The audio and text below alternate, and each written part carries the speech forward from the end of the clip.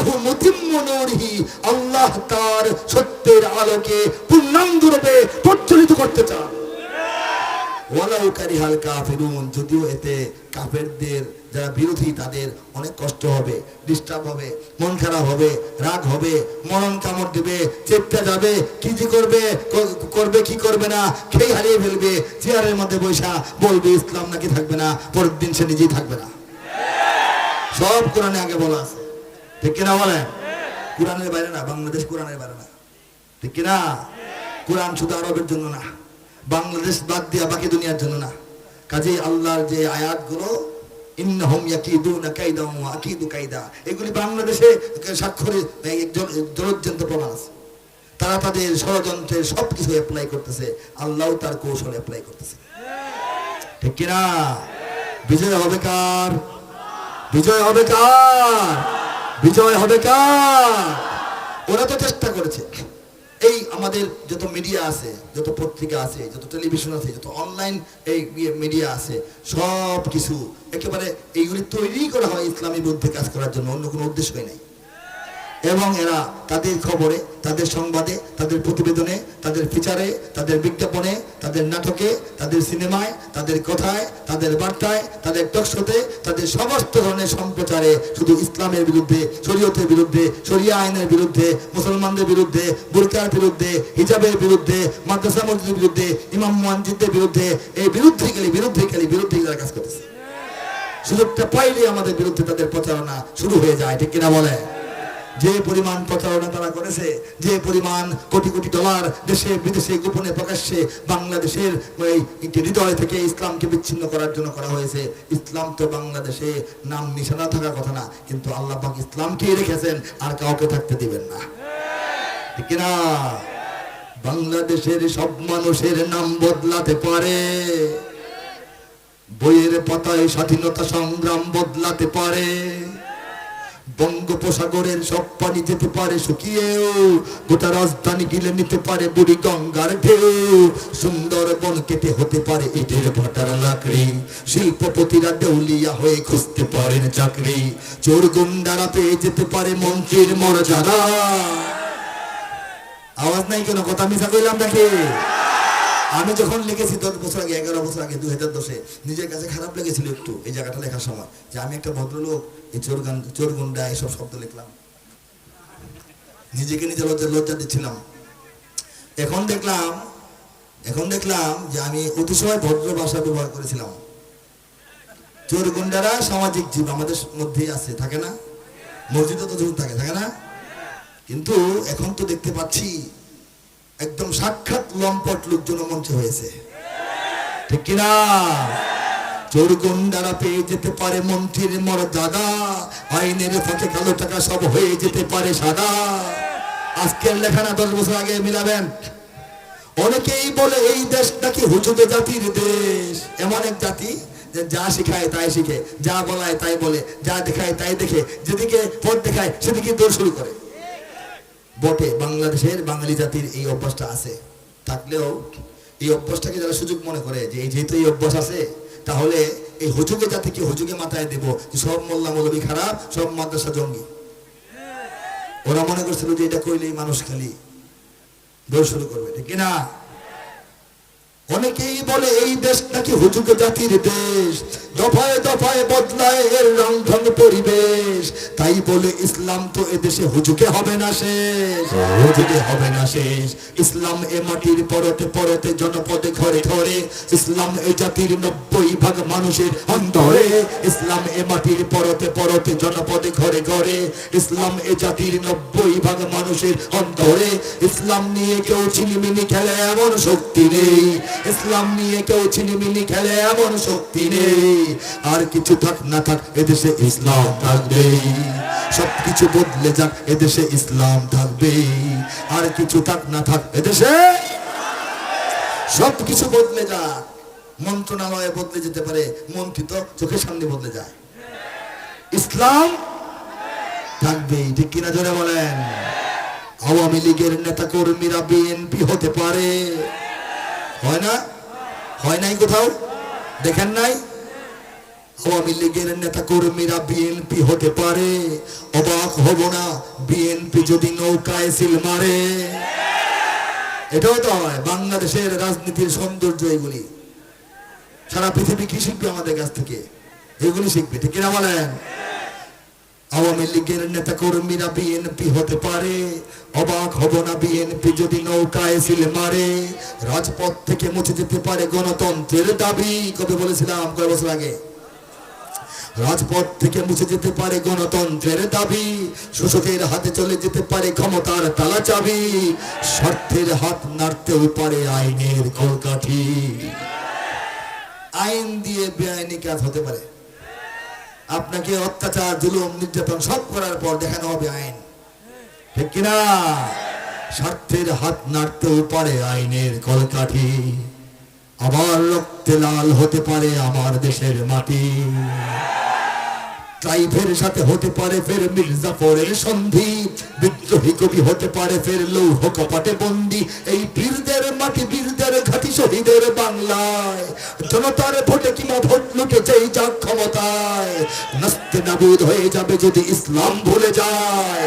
ইসলাম ভুলে যায়, ইসলাম এ মাটির পরতে পরতে জনপদে ঘরে ঘরে, ইসলাম এ জাতির 90% মানুষের অন্তরে।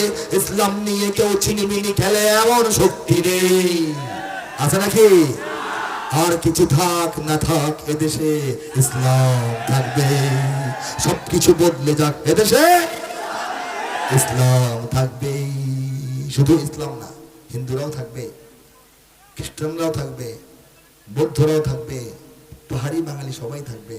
আল্লাহ পাক যত মানুষকে এই জমিনে জন্ম দিয়ে পাঠাইছেন তারা এখানে থাকবে। কাউকে কেউ বের করে দেওয়ার ঘরে ধরে অধিকার রাখে না। কিন্তু কথা হলো এই যে থাকবে, আমাদের তো কোনো আপত্তি নাই। বাংলাদেশের মুসলমানদের মতো ভালো মুসলমান দুনিয়াতে নাই, দুনিয়াতে নাই। ভারতে যে সব ঘটনা মুসলমানদের সঙ্গে ঘটে, এরপরে বাংলাদেশের কি অবস্থা হওয়ার কথা ছিল কিছুই তো হয় না। এটা মুসলমানদের, বাংলাদেশের মুসলমানদের এটা স্পেশাল গুণ।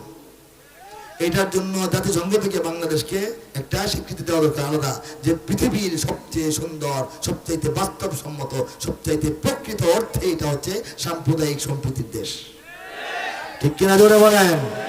বাংলাদেশের মতো সাম্প্রদায়িক সম্প্রীতি দুনিয়ার অনেক কম দেশে আছে, নাই। পাশের দেশে মুসলমানদের যে অবস্থা আমরা দেখি শুনি, কিন্তু এদেশের মানুষেরা নিজেদেরকে কন্ট্রোল করে, বুঝে। কেন বুঝে? উলামায়ে কেরাম যে সারা বছর বুঝান, এই জন্য বুঝে, ঠিক কিনা? এখন সমস্যা হলো অন্যদের। বাংলাদেশে হিন্দু বৌদ্ধ খ্রিস্টান পরিষদ নামে একটা পরিষদ করা কি দরকার ছিল বলেন তো? এর মানে মুসলমানরা থেকে তারা আলাদা হয়ে গেল কেন? মিলেমিশে আমরা আসি, ভালো না? বিশাল সংখ্যক মুসলমানদেরকে বাদ দিয়ে আপনারা যে 3টা নাম দিয়ে একটা কমিটি করলেন, আপনারা তো নিজেদের ছোট মনের পরিচয় দিলেন, ঠিক না? আপনারা মুসলিম হিন্দু বৌদ্ধ খ্রিস্টান পরিষদ করেন, সবাই মিলে আমরা পরিষদ করলাম, আমরা দেশের পক্ষে কাজ করব, ঠিক কিনা? কিন্তু এই যে মুসলমানদের থেকে আলাদা হয়ে আপনারা আলাদা নাম দেন, এটা তো ঠিক না। আলাদা নাম যেহেতু দেন, ভারতে যখন মুসলমানদের উপর কোনো অন্যায় অত্যাচার হয়, আপনারা সবার আগে মিছিলটা কেন বের করেন না? আপনারা প্রতিবাদ মিছিল বের করবেন যে ভারতের সরকার যাই করুক আমরা এটার সাথে একমত না, তখন তো আপনারা নীরব থাকেন, ঠিক কিনা? আসলে বাংলাদেশের সাম্প্রদায়িক সম্প্রীতি এলোমেলো যারা করতে চায়, নস্বাত যারা করতে চায়, তারা হিন্দুও না মুসলমানও না, এরা হচ্ছে মধ্যস্বত্বভোগী সুবিধাবাদী আরেকটা শ্রেণী, ঠিক কিনা? বাংলাদেশের 90% মানুষ মুসলমান, কথা ঠিক করে বলবেন, ঠিক? পাড়ায় পাড়ায় ঘরে ঘরে তাই মসজিদ কোরআন, হিন্দু বৌদ্ধ খ্রিস্টান আছে, গির্জা পেগোডা মন্দির আছে, মিলেমিশে সবে থাকতেই হবে এ যে জন্মস্থান। যারা ধর্মে ধর্মে সম্প্রীতি চায় করে দিতে বরবাদ, যারা ধর্মে ধর্মে সম্প্রীতি চায় করে দিতে বরবাদ, এরা কেউ নয়, এরা হাতে গোনা কিছু নাস্তিক মুরতাদ, নাস্তিকে মুরতাদ, নাস্তিকে মুরতাদ চিনে নাও, নাস্তিকে মুরতাদ। প্রতিরোধ করো, প্রতিহত করো নাস্তিকে মুরতাদ, ধর্মদ্রোহী সমাজ ধ্বংসী নাস্তিকে মুরতাদ, প্রতিরোধ করো, প্রতিহত করো নাস্তিক মুরতাদ, ঠিক না? আপনারা বলেন তো, আজকে পর্যন্ত বাংলাদেশের কোনো মসজিদের মিম্বারে বা মাহফিলের মঞ্চ থেকে কোনো আলেমকে বলতে শুনেছেন যে হিন্দুকে প্রতিহত করো, খ্রিস্টানদেরকে প্রতিরোধ করতে হবে? এরা বাংলাদেশে আছে না? নাস্তিকদের বিরুদ্ধে বলা হয় কেন? এটা প্রশ্ন না? এই জন্য বলা হয়, বাংলাদেশের নাস্তিকরা যদি অরিজিনাল নাস্তিক হইতো তাহলে তাদের বিরুদ্ধে আমাদের কিছু বলা ছিল না। নাস্তিক বলা হয় সেই সব ব্যক্তি বা গোষ্ঠীকে যারা যারা কোনো ধর্মের বিশ্বাসী নয়, কোন ধর্মের প্যাটার্ন অনুযায়ী, কোন ধর্মের ডিজাইন অনুযায়ী, কোন ধর্মের ব্যাখ্যা বিশ্লেষণ মতবাদ অনুযায়ী তারা কোনো আল্লাহ, খোদা, স্রষ্টা, ভগবানে বিশ্বাস করে না। কোন ভাষায় ওদের কথা হলো স্রষ্টা বলতে কিছু নাই, সৃষ্টিকর্তা নাই। এটা যদি একটা কিছু মানুষের বিশ্বাস হয়, ঠিক আছে, এটাই তো তার বিশ্বাস, এটাই তার ধর্ম, সে তার মতো থাকুক, অন্যরা আছে না। কিন্তু বাংলাদেশে নাস্তিক বলে যারা পরিচয় দেয়, তাদের সমস্যা হলো তারা হিন্দু ভাইদের দুর্গা পূজার সময় দুর্গা পূজা নিয়ে কোনো টিটকারি করে না। আমাদের নবীর বিরুদ্ধে কথা বলে, কিন্তু খ্রিস্টানদের নবী হযরত ঈসা আলাইহিস সালাম তাদের ভাষায় যীশু খ্রিস্টের নামে কোনো উস্কানিমূলক কথা লেখেও না, বলেও না। যদি বলতো মুসলমানরাই আগে গর্জে উঠতাম, কারণ ঈসা আলাইহিস সালাম তো আমাদেরও নবী। ওরা শুধুমাত্র ইসলামের বিরুদ্ধে লেখে, শুধুমাত্র আমাদের নবীর বিফল করতে চায়, শুধুমাত্র শরিয়া আইনের বিরোধিতা করে। এরা আসলে আসল নাস্তিক না, এরা সরাসরি একমাত্র উদ্দেশ্য ইসলামকে ধ্বংস করার জন্য বিদেশের অর্থ লালিত পালিত এদেশের কিছু দালাল, ঠিক কিনা বলেন? নাস্তিক মানে চেতনায় জ্ঞানে সকল ধর্মহীন, নাস্তিক মানে চেতনায় জ্ঞানে সকল ধর্মহীন, তবে এরা চায় শুধু এদেশে না থাক মুহাম্মাদের দিন, মুহাম্মাদের দিন, মুহাম্মাদের দিন। এরা মন্দির ভেঙে হিন্দু খেপায়, মূর্তি বসিয়ে মুমিন খেপায়, রাম রহিমের ঝগড়া বাজাতে গোপনে বাজায় বিন, ঠিক না? এদের বিদেশি টাকায় দেশ ধ্বংসের রয়েছে স্বপ্ন সাদ। এরা কেউ নয়, এরা হাতে গোনা কিছু নাস্তিকে মুরতাদ, নাস্তিকে মুরতাদ, নাস্তিকে মুরতাদ চিনে নাও, নাস্তিকে মুরতাদ। প্রতিরোধ করো, প্রতিহত করো নাস্তিক মুরতাদ। আপনারা আমার কাছে আর কি কি শোনার আশা রাখেন? আমার কানে একটু আওয়াজ দেন। হ্যাঁ, আপনারা ভালো কোনো পরামর্শ না দিতে পারলে আমি আমার মতো গাইব ইনশাআল্লাহ। ভাঙকারাগার, দুনিয়ার মুসলিম সবই হবে, সবই হবে ইনশাআল্লাহ। আবার যুদ্ধ হবে ইনশাআল্লাহ, অনেক কিছুই। আমি আপনাদের কবি, এই এলাকার সন্তান, কিশোরগঞ্জ হোসেনপুর ভাই ভাই, ঠিক না? কিশোরগঞ্জ হোসেনপুর ভাই ভাই, কম আসি এই জন্য পর মনে করবেন না। ঢাকা থেকে কিশোরগঞ্জ খুব দূরে নয়, একটা এক দিনই এখন আসা যায়, ঠিক কিনা বলে? আরো আসবো, অনেক আসবো, বিভিন্ন ইউনিয়নে একদিনে এই 6টা প্রোগ্রাম করবো, সুবিধা আছে?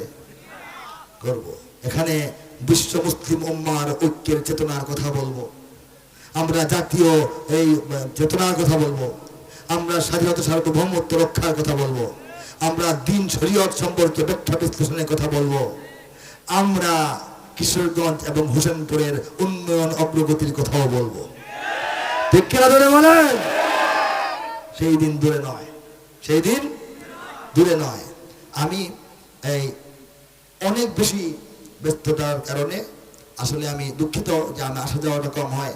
অনেকেই দাওয়াত করেন, টাইম মিলে না, ডেট মিলে না। অনেকেই আছেন যে কথা বলার পরে ডেটটা মিলানো যায় না, কোনো মতে আসা যায় না, সফরের দিক মিলে না, এই জন্য এটা হয়। আমি গত পুরো সপ্তাহ সিলেটে অবস্থান করে সিলেটের আশপাশে 5-7টা প্রোগ্রাম করলাম। সেখান থেকে গত রাত্রে কিশোরগঞ্জে আসলাম, আজকে মারিয়ায় প্রোগ্রাম করলাম, জোহরের পরে গফরগাঁও প্রোগ্রাম করলাম, এসার পরে এখানে আবার আসলাম। আমি রাত্রে ঢাকা ফিরবো ফজরের সময়, ফিরা অল্প সময় 1-2 ঘন্টা ঘুমানোর পরে আমি সকালবেলা একটা ক্লাস নিব একটা প্রতিষ্ঠানে, তারপরে আবার জুমার নামাজ পড়াবো এক জায়গায়, জুমার নামাজ পড়ে মাগরিব পর্যন্ত বাসায় থাকবো। মাগরিবের পরে আবার উত্তরা নাকি সাভারে আরেকটা প্রোগ্রাম, এরপর দিন সকালের ফ্লাইটে আবার যশোর ওইসব অঞ্চলে থাকার পরে আরেক ফ্লাইটে ঢাকা, নেমে আধা ঘন্টা পরে ফ্লাইটে আবার যাবো আমি এতে এই আমাদের চট্টগ্রাম থেকে বাঁশখালী রাঙ্গুনিয়া করে আমি চলে যাবো টেকনাফ। টেকনাফে 2টা প্রোগ্রাম করে রাতে কক্সবাজার এসে রাতটা ঘুমিয়ে সকালের ফ্লাইটে আবার ঢাকা এসে উত্তরের একটা হোটেলে 4 ঘন্টা বিশ্রাম নিব। বাসায় যাওয়ার সুযোগ নাই, বাসা আমার ঢাকার আরেক মাথায়। সেখান থেকে আমি আবারও বিমানে উড়াল দিব, আবার বসে বরিশাল অঞ্চলে প্রোগ্রাম করে আবার আসবো। এই হলো আমার হালত। এই হালত না হলে আমাদের প্রধান বক্তা কি যেন ওনার নাম, আমার ছোট ভাই মুজিবুর রহমান জাগবি, তাকে বলতে আমার 2 ঘন্টা তুমি সিলেসিলি করো, আমি একটু বিশ্রাম করি। সুযোগ নাই, ঠিক কিনা? সুযোগ নাই, তাকে সে বুঝেছে অসুবিধা নাই। তো এই হলো অবস্থা, এই হলো অবস্থা। আজকে আন্তর্জাতিক দুনিয়া এবং বাংলাদেশের বাস্তবতা পরিস্থিতির বিষয়ে অনেক সেমিনার, অনেক ছোট মিটিং, অনেক বড় সমাবেশে উপস্থিত থাকতে হয়, যুক্ত থাকতে হয়। আপনাদের সঙ্গে শেয়ার করি, এই জন্য করি। আলেম হয়েছিলাম অন্তত প্রায় 2 যুগ আগে। আলেম হওয়ার পর আমি রাষ্ট্রবিজ্ঞান বা পলিটিক্যাল সায়েন্স বা রাজনীতির উপরেই আমি পড়াশোনা করেছি, মাস্টার্স করেছি জাতীয় বিশ্ববিদ্যালয় থেকে। এবং আমি যা বলি মাইক পেয়েছি বলে বলে ফেলি, এইভাবে নয়, বরং বাংলাদেশের রাজনীতি, উপমহাদেশের রাজনীতি, দক্ষিণ পূর্ব এশিয়ার রাজনীতি, গোটা দক্ষিণ এশিয়ার রাজনীতি, গোটা এশিয়ার রাজনীতি, গোটা বিশ্বের গ্লোবাল পলিটিক্যাল যে সিচুয়েশন, এগুলি মাথায় রেখে বাংলাদেশের আর্থসামাজিক অবস্থা, বাংলাদেশের ভূতাত্ত্বিক বাস্তবতা, বাংলাদেশের ভৌগোলিক অবস্থান, বাংলাদেশের অর্থনৈতিক অবস্থা, বাংলাদেশের এই সাংস্কৃতিক পরিমণ্ডল, বাংলাদেশের ধর্মীয় বাস্তবতা সব মাথায় রেখে চিন্তা ভাবনা করে, ক্যালকুলেশন করে, কিছু ক্যালকুলেশন, কিছু নিজের অভিজ্ঞতার আন্দাজ মিলিয়ে তারপর কথা বলি, ঠিক কিনা? আমি